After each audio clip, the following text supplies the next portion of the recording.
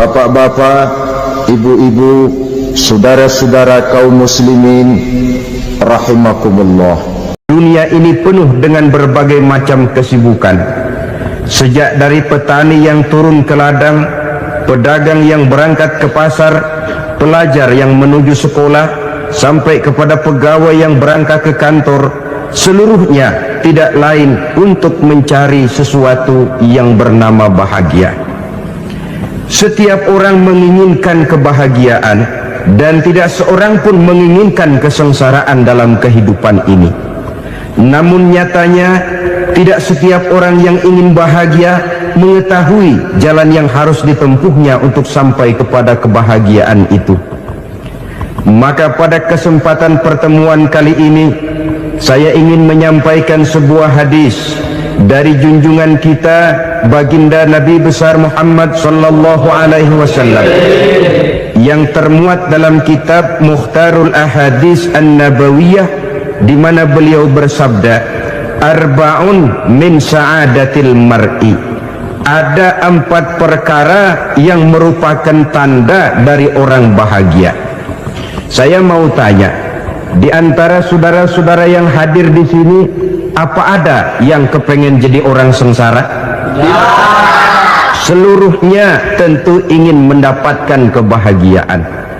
Maka menurut resep dari Nabi kita, tanda orang bahagia itu 4. Jadi kalau saudara ingin bahagia, harus mempunyai 4 perkara ini. Yang pertama, orang bahagia itu kata Nabi, darun wasi'un. Punya rumah biar bagus asal gede. Enak ngaturnya, daripada sudah punya rumah kecil, adanya di pinggir kali, gubuk, kalau hujan bocor, miring lagi, kiamat. Loh, kalau gitu Islam materialis dong. Hadis ini boleh diartikan dengan makna hakiki, arti yang sebenarnya, boleh diartikan dengan makna majazi, arti kiasan. Kalau dia diartikan dengan arti kias, maka yang dimaksud darun wasi'un ay qalbun wasi'un. Rumah yang luas tidak lain daripada hati yang lapang. Karena di situ kunci kebahagiaan yang sebenarnya. Walaupun kita cuma tinggal di petak berukuran 2 kali 3 meter, kalau hati kita luas rasanya rumah itu. Tapi biar rumah kita halamannya saja puluhan ribu hektar, ada kolam renangnya, kamar tidurnya tidak lagi terhitung, kalau hati yang menempati rumah itu sempit, maka akan terasa sempit jugalah rumah itu. Tempat bergantungnya tidak lain adalah hati. Marilah kita mencoba melihat berbagai pandangan orang tentang bahagia ini. Ada orang menyangka bahwa bahagia itu kalau dia mendapatkan harta yang sebanyak-banyaknya. Siapa yang banyak harta, dialah raja. Apa yang dia mau, seluruhnya bisa dibeli. Keamanannya, dia bisa menyewa petugas. Seluruh fasilitas untuk menyenangkan kehidupannya bisa dibeli. Pendeknya, hartalah segala-galanya dalam kehidupan. Sampai ada pepatah mengatakan, innad darahima fil amakini kulliha taksur rijala mahabatan wa jalala. Sesungguhnya harta, dinar, dirham, uang, di mana-mana selalu bikin hebat orang yang memilikinya. Coba lihat, orang yang punya duit sama yang enggak punya duit, jangan gaya hidupnya, gaya jalannya aja lain. Wahia lisanun liman arada fasahatan, wahia silahun liman arada qitala. Uang adalah senjata yang paling ampuh bagi orang yang mau pergi perang, dan lidah yang paling fasih bagi orang yang mau bicara. Kalau bicara dengan lidah macet, cobalah bicara dengan harta, lancar. Sampai ada pepatah demikian, segalanya bisa diatur dengan harta. Maka di kalangan orang yang berpandangan semacam itu, seluruh kegiatan hidupnya hanya terfokus kepada bagaimana mengumpulkan harta yang sebanyak-banyaknya. tidak peduli halal haram, tidak kenal sore pagi siang dan malam, tidak sempat sujud, jauh dari agama, jauh dari kehidupan yang bersifat ruhaniyah, jauh dari Allah dan sebagainya, sampai dalam Al-Quran dikelompokkan dalam kelompok yang dinamakan lumazah. Allazi jama'a malahu wa 'addadah yahsabu anna malahu akhladah. Mereka mengumpul-ngumpulkan harta sebanyak-banyaknya dan menyangka bahwa harta yang banyak itu dapat mengekalkan hidupnya, mengekalkan kekayaannya, mengekalkan kebahagiaannya. Saudara hadirin yang berbahagia, kalau pandangan hidup ini benar, artinya kalau harta memang merupakan satu-satunya hal yang dapat membuat orang bahagia, tentu di rumah mewah tidak akan pernah ada tangis derita. Tentu di satu tempat di mana fasilitas hidup serba menunjang tidak ada yang namanya penderitaan. Tapi suka dan duka, sedih dan gembira, senyum dan tawa adalah milik setiap orang, baik dia punya harta maupun dia tidak punya harta. Nyatalah bahwa harta semata-mata bukan merupakan jaminan bahwa orang akan bahagia, walaupun tanpa harta orang sulit untuk bahagia. Saya mau cerita, ada orang super kaya namanya Aristotle Onassis, raja tanker Yunani. Dia punya kapal tanker saja konon sampai 11 banyaknya, punya perusahaan penerbangan yang disebut Olympic Airlines, punya hotel di berbagai kota besar di dunia ini, sejak dari New York, London, Paris, Rome dan sebagainya. Bahkan punya pulau yang dia namakan Pulau Scorpio. Ini kan namanya sudah kaya nggak tanggung-tanggung, punya pulau. Nah, dia punya 2 orang anak, yang satu laki-laki namanya Alexander, yang satu perempuan namanya Maria Onassis. Seluruh harapannya tertumpah kepada anak lakinya Alexander ini, yang akan meneruskan usahanya, meneruskan kekayaannya, meneruskan dinastinya. Apa yang terjadi? Ternyata anak yang dia harapkan yang bernama Alexander ini mati muda dalam kecelakaan pada waktu dia olahraga. Apa olahraganya? Namanya olahraga anak orang kaya, golongan jet set. Olahraganya olahraga pesawat terbang. Jatuh, ya nggak kaput, habis mati. Tinggal satu anak perempuannya, Maria Onassis. Tapi anak perempuan ini juga malah urakan. Terakhir dia pacaran, bahkan kemudian kawin sama orang Rusia. Rupanya Aristotle Onassis ini broken. Kekayaannya yang berlimpah ruah, perusahaannya yang begitu banyak, siapa yang akan meneruskan? Siapa yang akan menggantikan? Sampai kemudian dia mengurung diri di Pulau Scorpio dan mati di sana secara mengenaskan.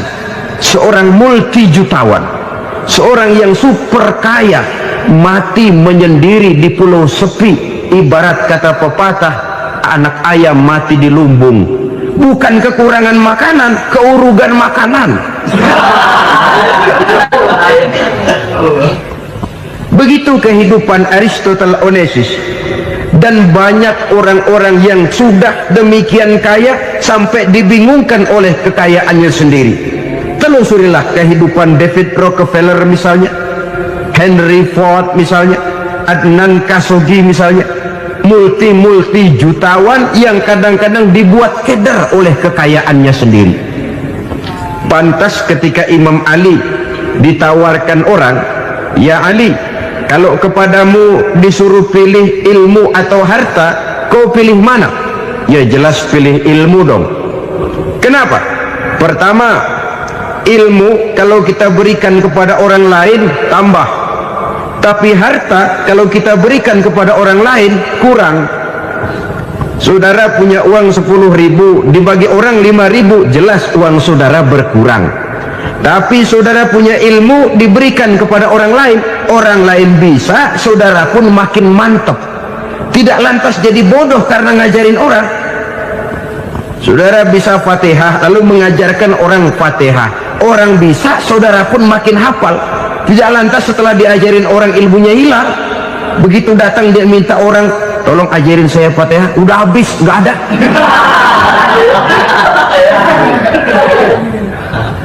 Yang kedua kata Imam Ali, ilmu menjaga kita. Kalau harta kita yang harus jaga. Makin banyak ilmu makin terpelihara diri seharusnya, tetapi makin banyak harta makin bingung kita jaganya. Sampai kadang-kadang kalau perlu seluruh keliling rumah dipasangi alarm. Belum cukup disewakan anjing besar-besar, pasang di depan pintu, awas anjing galak. Masih belum cukup juga cari centeng tukang-tukang kepruk jaga rumah. Masih terasa belum aman, padahal rumahnya dikelilingi tembok besar. Di balik tembok ada pintu-pintunya tebal. Di balik pintu itu terbuka masuk kamar, kamar pun ada pintunya, pintunya pun kuat. Masuk ke dalam kamar ada lemari, lemarinya pun pintunya kuat, dikunci, kuncinya pun kuat. Tapi tahap seluruhnya yang timbul cuma sekedar was-was saja. Kesimpulannya sekali lagi, tanpa harta orang memang sulit untuk bahagia, tapi harta semata-mata tidak merupakan jaminan orang akan bahagia. Dengan hati yang luas, itu modal utama untuk mencapai kebahagiaan hidup. Orang yang hatinya luas, saudara-saudara, punya hati yang lapang, melihat kenyataan hidup ini, dia bersyukur senantiasa kepada Allah. Lantas tidak timbul hasud dan iri hatinya. Oleh karena itu jiwanya selalu lapang. Kalau tidak, cupik hati namanya, dangkal pandangan, tidak senang melihat orang lain dapat nikmat, dan itu sering dijadikan contoh. Kalau orang yang lapang dada, dia lihat tetangganya beli TV baru, dia berkata alhamdulillah ya, tetangga kita beli TV, mudah-mudahan kita bisa ikut nonton. Lapang dadanya. Tapi orang yang sempit hati, lihat tetangga beli televisi, meriang. Enggak dia apa-apain, meriang. Besoknya dengar tetangga beli motor, makin sakit, ke rumah sakit. Lalu di rumah sakit dengar tetangganya beli mobil, mati. Disiksa oleh perasaannya sendiri. Orang kalau hati sudah sempit dalam hidup, kemanapun dia pergi, sempit rasanya medan kehidupannya. Kemudian kita melihat juga ada orang yang menilai bahwa bahagia itu katanya kalau punya kedudukan yang tinggi, pangkat yang agung, wibawa yang besar.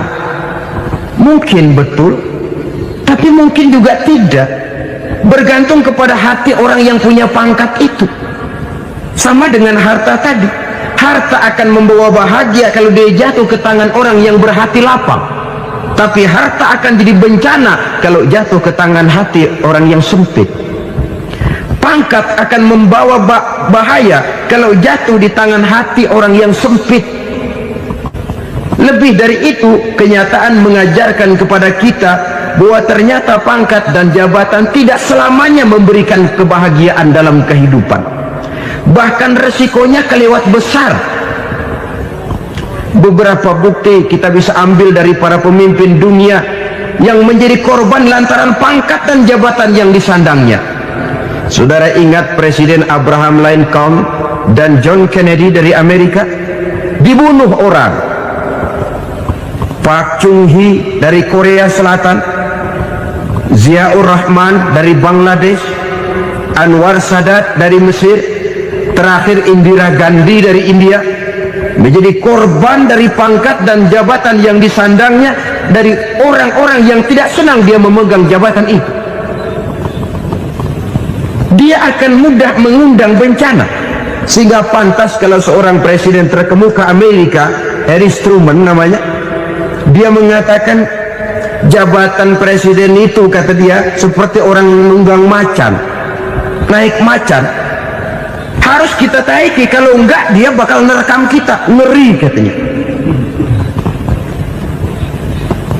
Adapun orang yang hatinya lapang, Kalau dia menerima pangkat dan jabatan, dianggapnya itu satu kesempatan untuk berbuat baik. Tapi orang yang berhati sempit, menerima pangkat dan jabatan, bukan kadang-kadang menerima, malah berusaha setengah mati mencapai dengan segala cara. Kalau perlu jilat atas, jilat atas. Jadi golongan sumuhun dawu. Jadi kelompok kulon nuwun, yes sir, yang kerjanya cuma oke bos. Kalau perlu jilat atas, jilat atas. Kalau perlu injak yang bawah, injak yang bawah. Perlu sikut kiri kanan, sikut kiri kanan. Yang penting pangkat dapat, jabatan dapat.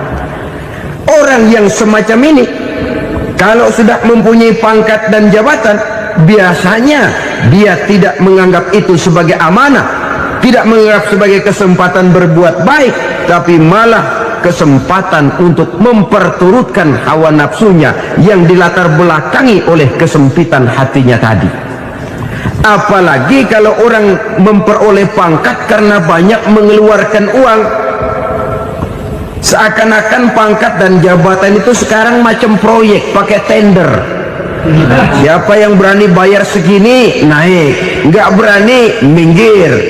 Padahal logikanya, kalau orang mencapai satu jabatan karena banyak mengeluarkan uang, hampir bisa dipastikan bahwa setelah jabatan itu dia pegang, langkah pertama yang akan dilakukannya ialah berusaha bagaimana uang yang dia keluarkan supaya kembali. Ya paling kurang pulang modal dulu dong. Soal mikirin rakyat, soal nanti, tapi ini modal harus pulang. Itu celakanya kalau orang memperoleh pangkat dan jabatan cuma karena banyak mengeluarkan uang.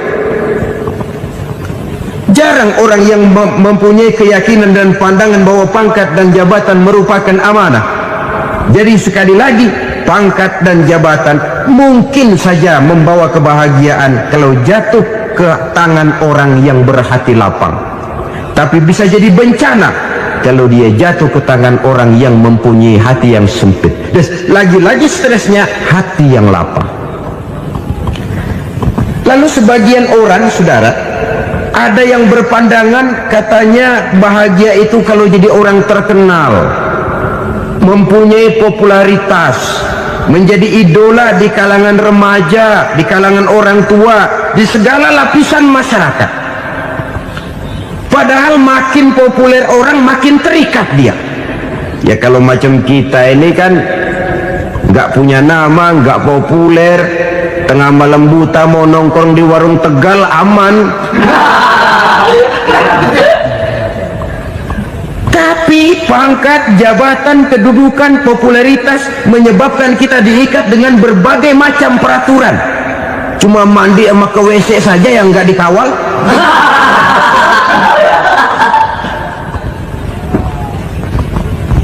Benarkah popularitas, ketenaran membawa kebahagiaan?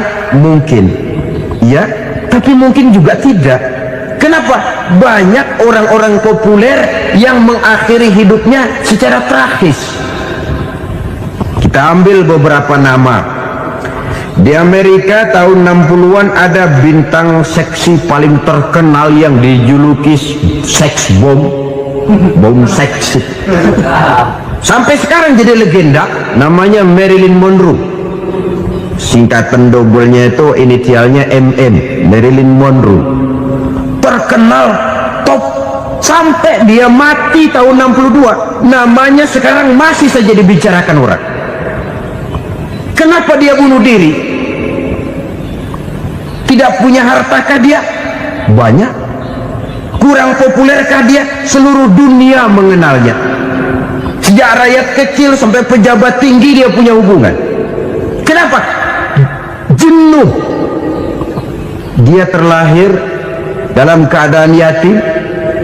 Setelah itu tidak lama dia berangkat remaja, ibunya meninggal. Pindah dari wanita asuh ke wanita asuh sampai 12 orang ibu angkatnya.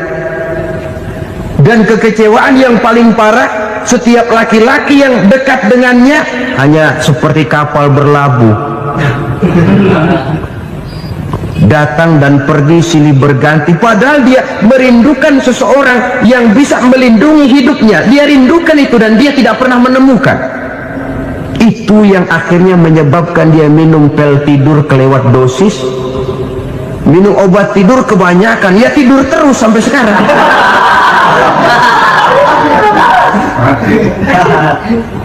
Dia mengakui, saya telah memiliki ketenaran, tapi saya tidak pernah hidup dalam ketenaran itu. Saya pandai main sandiwara, tapi saya ingin hidup dalam alam yang real sebagaimana umumnya orang. Itu yang dia rindukan. Menyusul jejak yang namanya Marilyn Monroe ini, Billie Holiday, saudara kenal tentu, di rumah sakit dirawat. Dia juga minum obat overdosis, mati lagi. Jimi Hendrix minum obat tidur overdosis kelewat batas, mati lagi. Lalu yang menghanyutkan diri di danau, Janis Joplin dan Brian Jones. Ini orang-orang populer, orang-orang terkemuka yang mengakhiri hidup secara tragis, bukan karena tidak terkenal, mungkin karena sudah saking terkenalnya. Contoh paling belakangan, Bruce Lee. Wah, ini tukang-tukang kepruk tentu kenal siapa dia. Sampai sekarang pun tabir kematiannya masih merupakan misteri. Dan yang masih hidup juga menunjukkan gejala yang aneh. Michael Jackson, rumahnya di Beverly Hills itu dijaga sedemikian rupa, dan dia selalu curiga kepada setiap makanan harus steril, bersih dari segala macam kimia. Kemana dia pergi, itu tukang-tukang kepruk sudah selalu menjaga dan mengawal, dan dia seakan takut menunjukkan mukanya yang asli. Hingga kalau tampil ke tengah di luar show, dia kadang memakai pakaian yang tidak menunjukkan dia yang sebenarnya, takut dikenali orang. Ternyata popularitas sering jadi momok yang meracuni kehidupan manusia. Oleh karena itu, benarlah junjungan kita pada saat beliau mengajarkan orang akan bahagia kalau dia mempunyai hati yang lapang. Nah, sekarang masalahnya untuk mendapatkan hati yang lapang, caranya bagaimana?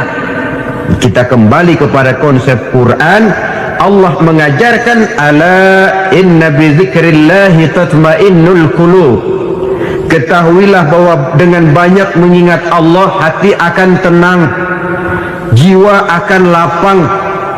Dengan kata lain, dekat dengan agama, merasakan kehadiran Allah dekat dalam hidup, itu muara pertama untuk mencapai hati yang lapang. Ala inna bi dzikrillahi tatmainnul qulub.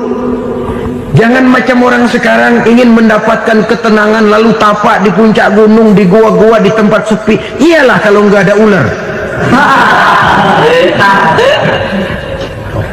Kalau tergigit ular berbisa, ketenangan belum, mati jelas itu. Islam positif untuk mendapatkan ketenangan. Ala inna bi dzikrillahi tatmainnul qulubi. Bahwa ketahuilah bahwa dengan banyak mengingat Allah, hati akan tenang, jiwa akan lapang, nuansa pikiran akan luas. Karena yang namanya bahagia ada dimanapun manusia berada. Di kampung ada bahagia, di kota ada bahagia, di ngarai, di lembah, di gunung, di hutan, di lautan, di angkasa luar, dimanapun bahagia itu ada kalau kita bermodalkan hati yang lapang ini. Dan hati akan lapang kalau kita dekat dengan agama. Dekat dengan harta buat sementara hati mungkin tenang, tapi ketenangan yang relatif dan temporer. Apalagi orang tiap kali tambah harta, tiap kali tambah rencana, itu wajar.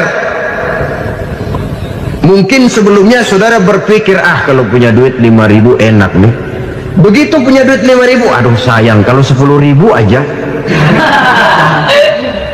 Tiap kali tambah harta, tiap kali lain rencana. Makin banyak rencana, makin menjauhkan kita dari yang namanya ketenangan. Padahal ketenangan merupakan unsur utama untuk mencapai bahagia. dan ketenangan itu bermuara dalam hati manusia. Tengoklah kehidupan ini. Orang yang banyak harta dengan orang miskin, berbedakah rasa sakit yang mereka tanggungkan?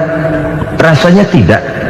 Walaupun si kaya tidur di kasur empuk berselimutkan sutra mahal, sementara si miskin meringkuk di balai bambu yang keras dan kasar. Apabila maut datang, dia juga tidak pernah pilih bulu. Maut datang menjemput si kaya di singgasana keemasannya, dikelilingi oleh para pengasuh, dayang dan inang serta para pengawal. Dan maut pun datang menjemput si miskin papa, sehingga ia tergelepar di tepian jalan. Kedua-duanya bernama mati.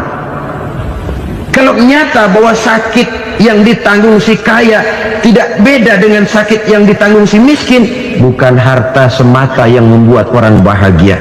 Hati yang tenang, jiwa yang lapang penuh kedamaian karena banyak berzikir dan mengingat Allah, itu merupakan modal utama untuk mencapai sesuatu yang bernama bahagia.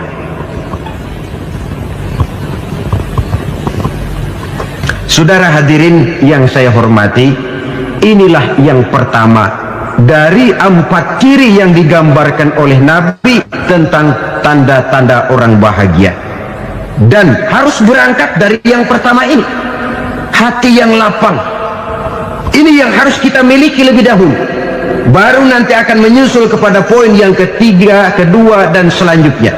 Sebab kalau hati sudah terisi dengan jiwa yang lapang, seluruh persoalan insya Allah akan bisa kita atasi dengan sebagaimana mestinya.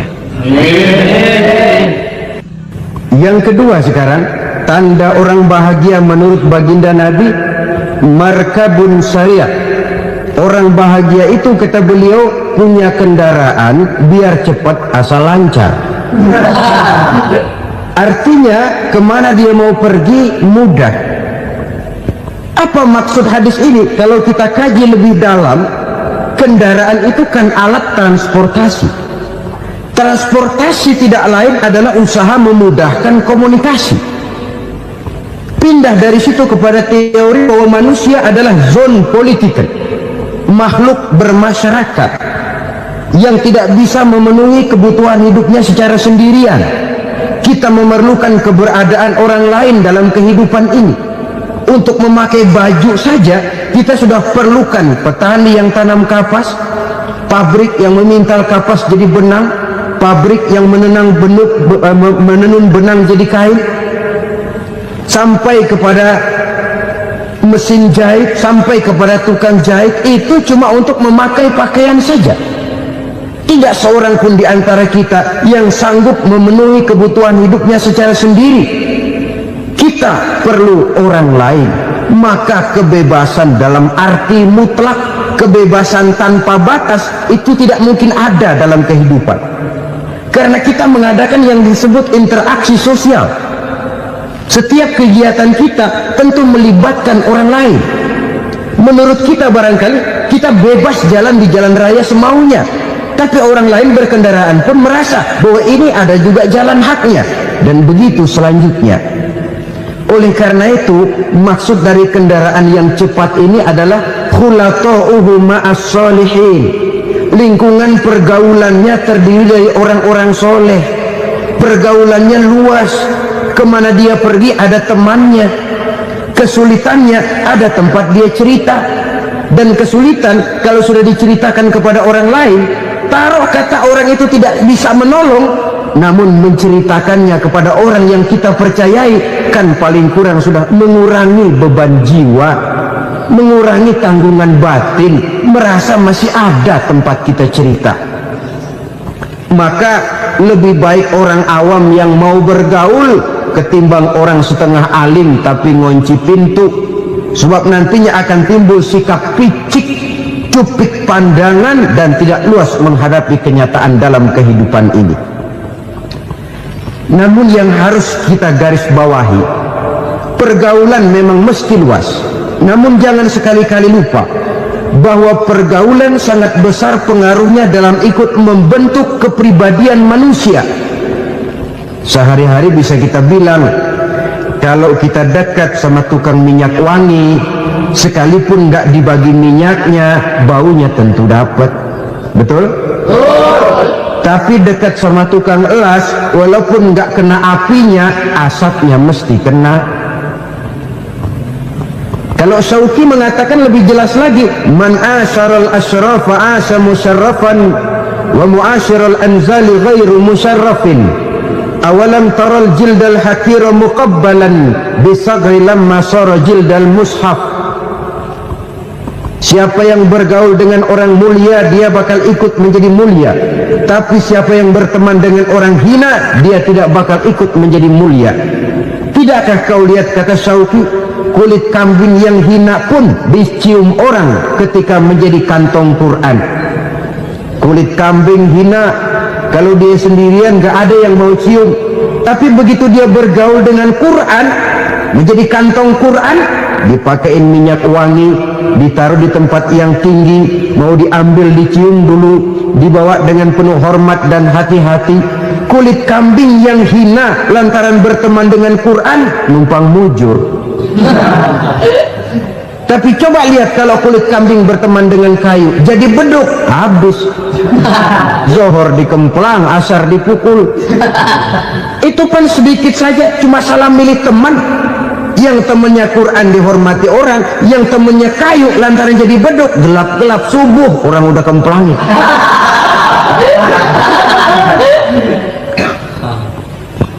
Maka terutama kepada adik-adik remaja yang masih mencari identitas diri, yang ibarat kaset masih kaset kosong, mudah diisi oleh apapun, pandai-pandailah memilih teman dalam bergaul. Karena banyak orang yang tadinya baik-baik, ketika terseret dalam pergaulan dengan orang yang tidak baik, kebaikannya menjadi lentur dan luntur.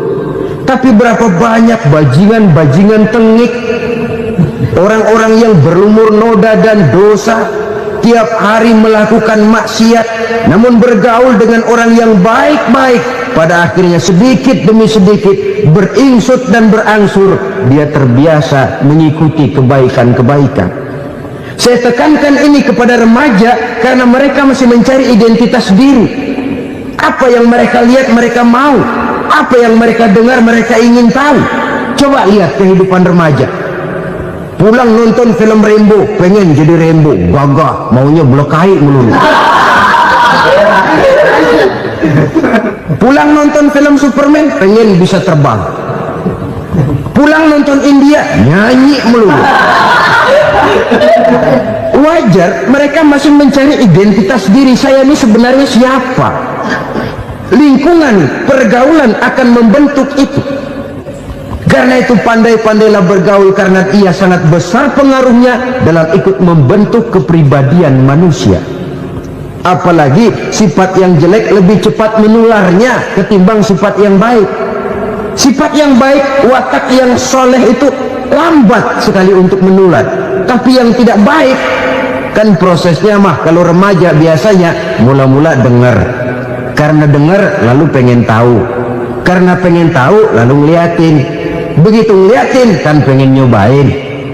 Setelah nyobain ketagihan. Nah, ini prosesnya. Yang namanya ganja, morfin, narkotik, awalnya kan begitu. Mula-mula dengar, katanya kalau sudah fly to the sky, sudah melayang ke langit, katanya disitulah puncak kebahagiaan. Mulanya cuma dengar. Karena dengar pengen tahu. Karena pengen tahu lalu ngeliat, kumpul sama orang yang suka ngeganja. Setelah ngeliat, nah pengen ngerasain. Begitu ngerasain enak juga, ketagihan. Kalau sudah ketagihan jadi penyakit kronis, bisa merembet kepada yang lain. Iya, kalau orang tuanya mampu untuk beli morfin, beli ganja. Kalau tidak kan pikirannya ngayap, jemuran siapa ya gue sampai.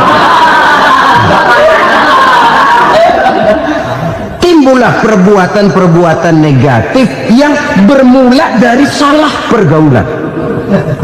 Apalagi buat adik-adik remaja yang tinggal di kota-kota besar, yang pengaruh budaya, pengaruh kesenian, pengaruh struktur kehidupan yang nampak makin individualistis, di mana persaingan tajam, tensi ekonomi tinggi, orang mudah mengalami stres.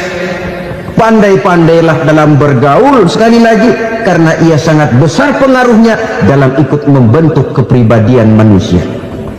Orang bahagia punya kendaraan yang cepat, artinya punya pergaulan yang luas, dan lingkungan pergaulannya terdiri dari orang-orang yang soleh.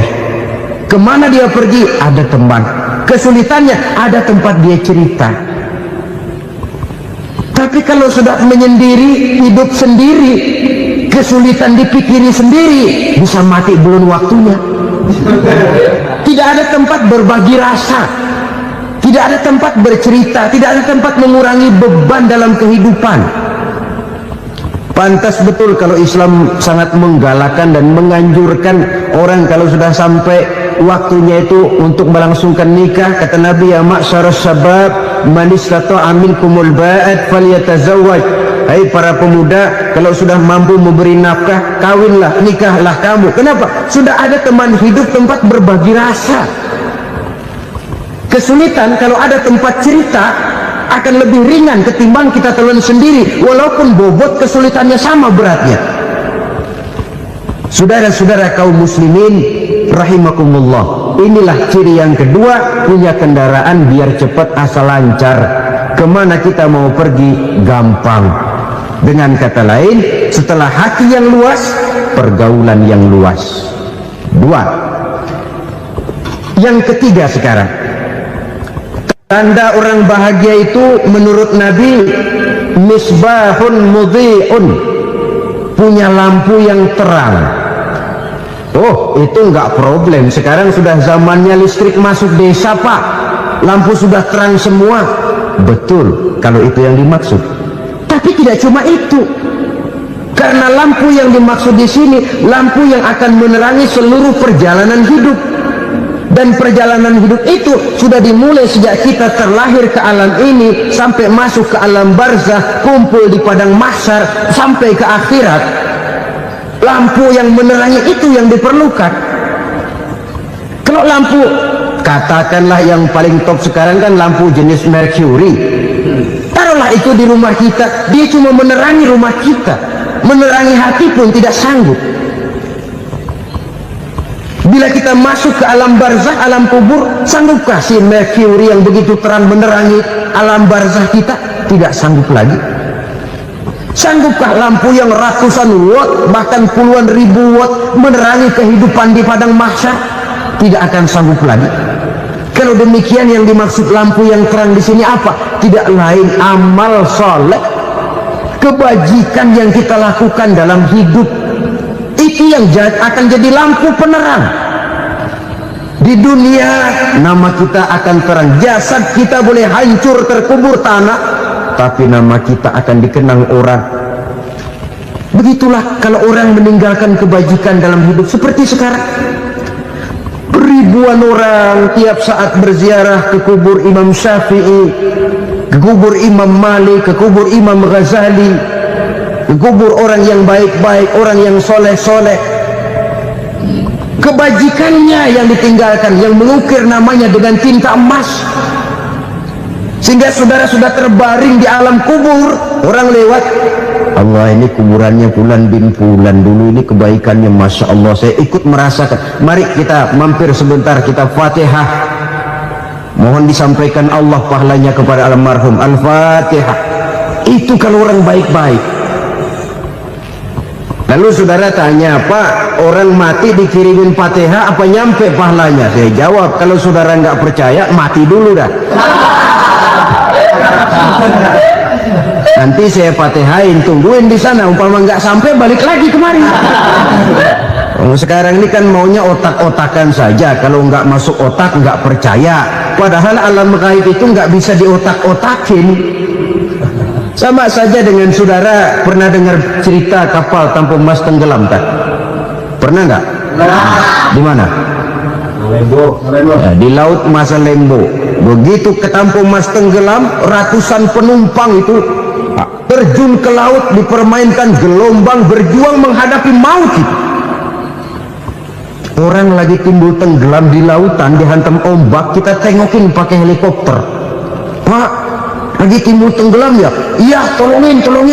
Jangan khawatir Pak, nih saya kirim intan Pak, harganya 10 juta.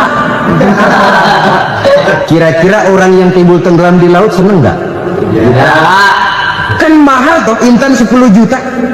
Kenapa dia nggak senang? Karena intan 10 juta dalam kondisi seperti itu tidak sanggup menyelamatkan dia. Dia akan girang kalau dikirimin ban mobil bekas, dikirimin papan terentang atau bambu.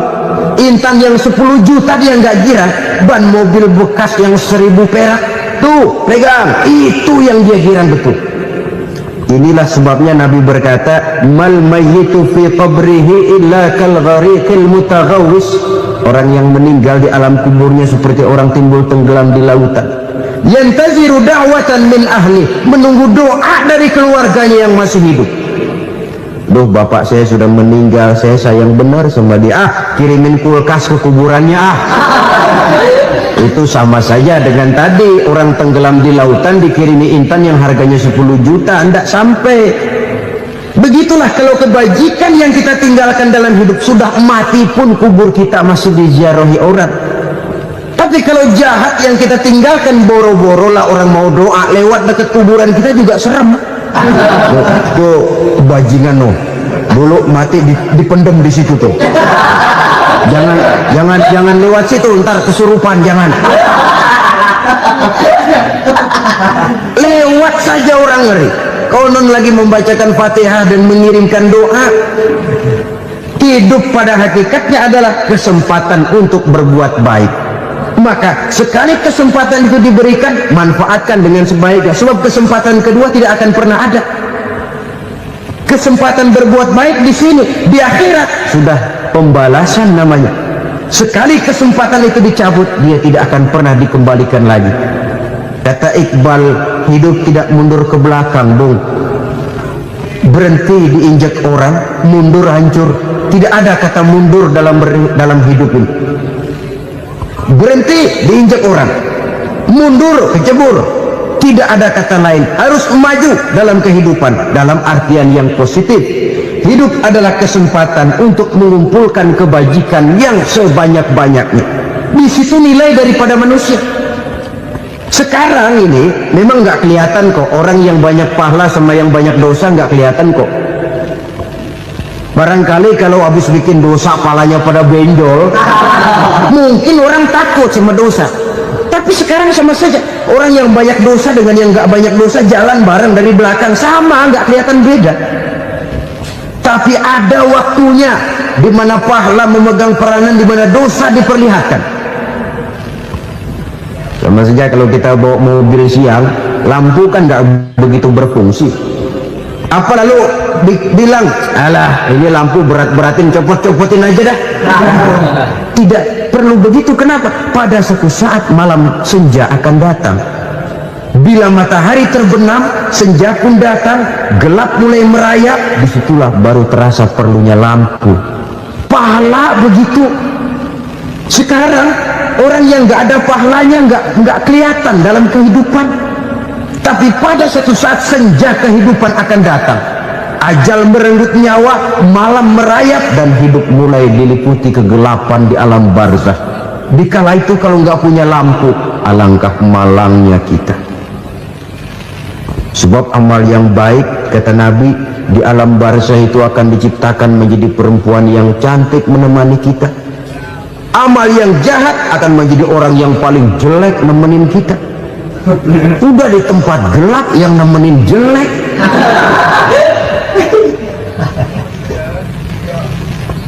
Kaum muslimin rahimakumullah, kalau demikian masalahnya, tergantunglah kita pandai memanfaatkan waktu. Al-waktu kasayf, waktu itu cepat sekali. Yang namanya waktu itu tahu-tahu udah tahun 87, tahu-tahu udah begitu, tahu-tahu yang kemarin anak-anak sekarang udah pada punya anak. Tahu-tahu saja itu. Begitu cepat waktu berlalu. Kalau tidaklah pandai kita memanfaatkannya, akan rugi kita. Nabi bersabda, man kana yaumuhu khairun min amsihi fahuwa rabih. Barang siapa yang hari ini lebih baik daripada hari kemarin, itu orang untung. Hari ini lebih baik daripada kemarin, bulan ini lebih baik dari bulan kemarin, tahun ini lebih baik dari tahun kemarin, itu orang yang beruntung. Tahun kemarin sembahyangnya maghrib doang, sekarang udah tambah isya. Tahun kemarin cuma Idul Fitri aja ngancem bener, sekarang udah tambah Jumat, lalu tambah lagi maghrib, tambah lagi isya, dan selanjutnya. Hari ini lebih baik daripada kemarin, itu orang yang beruntung. Wa man kana yaumuhu mithlu amsihi fahuwa khasir. Lalu barang siapa yang hari ini sama saja dengan hari kemarin, itu orang rugi. Hari ini sama dengan kemarin, rugi itu. Bulan ini begitu, bulan kemarin begitu, tahun ini begitu, tahun lalu juga begitu. Rugi itu orang. Rugi apa? Rugi umur. Umur tambah, amalan gak pernah tambah. Dan saya pikir lebih merupakan azab ketimbang nikmat kalau orang dikasih panjang umur cuma untuk numpuk dosa. Mending mana? Panjang umur banyak dosa sama pendek umur dikit dosa? Mending mana?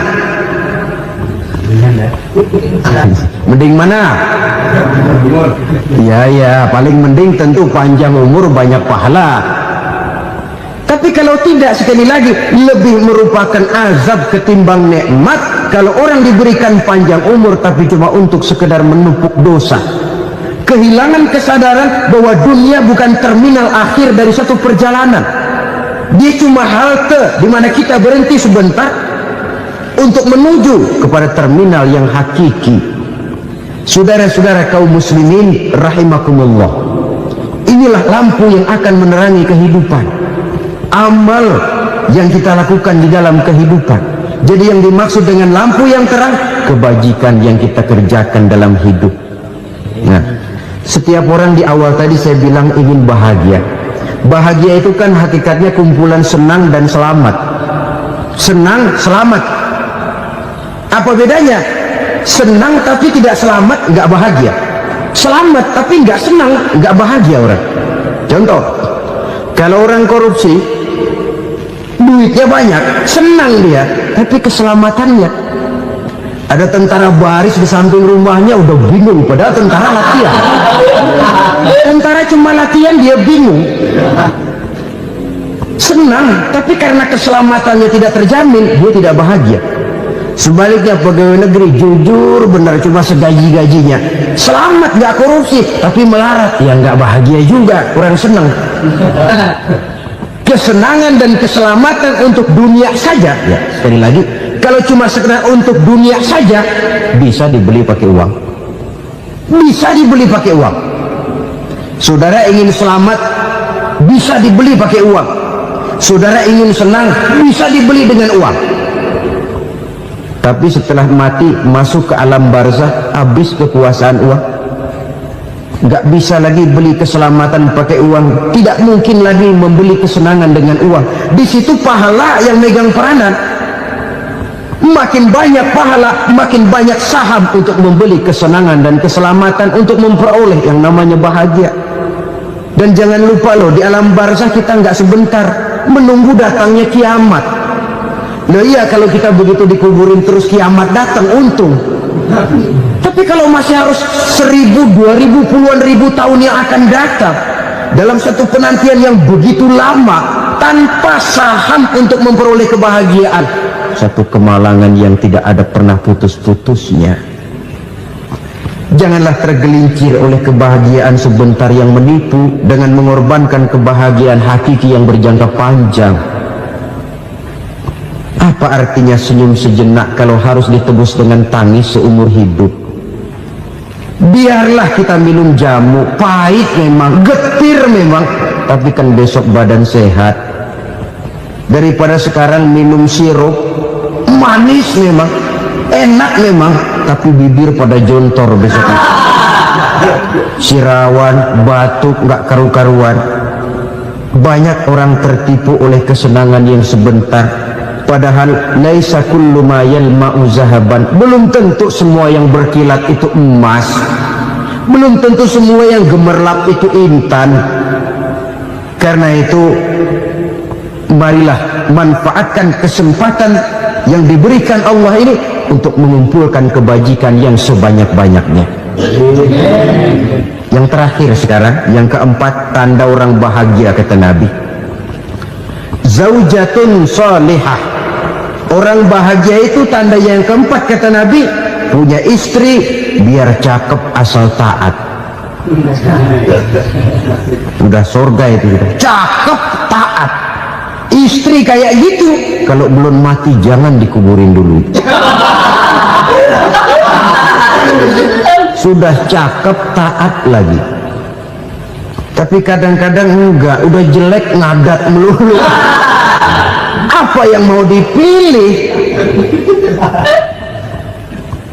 Sebab itu Quran mengatakan istri pakaian untuk suami, suami pakaian untuk istri. Kenapa suami istri diibaratkan pakaian? Alangkah tingginya gaya bahasa Quran ini. Suami istri teman hidup, hidup perjalanan panjang. Sejak kita dalam rahim sudah ada hidup kan di sini. Sampai ke alam dunia, masuk ke alam barzah, kumpul di padang mahsyar, sampai menuju akhirat, itu perjalanan hidup. Carilah istri atau suami teman hidup yang membawa manfaat tidak hanya kehidupan di dunia ini, sampai di alam barzah, sampai di padang mahsyar. Suaminya mungkin meninggal lebih dulu, atau istrinya mungkin meninggal lebih dulu, tapi suami atau istri yang masih hidup berbuat kebajikan. Suami saya meninggal, ada hartanya, saya sedekahkan, niat pahala untuk almarhum suami saya. Ini teman hidup, tidak dibatasi dan tidak bisa dipisahkan oleh maut sekalipun. Zohirnya mungkin pisah, badannya mungkin pisah, tapi hatinya, jiwanya, kebersamaannya dalam menghadapi kehidupan. Karena itu saudara-saudara, bahasa Quran indah. Suami istri diibaratkan seperti pakaian. Apa fungsi pakaian? Pertama, pakaian jadi kebanggaan. Artinya suami harus menjadi kebanggaan istri, istri harus jadi kebanggaan suami. Yang kedua, pakaian itu kan fungsinya menutup aurat. Artinya sesama suami istri harus saling menjaga kekurangan masing-masing. Jangan malah sesama suami istri saling membongkar rahasia dan aibnya sendiri-sendiri. Istrinya diceritain jeleknya di mana-mana, atau suaminya dibongkar rahasianya di pasar umum.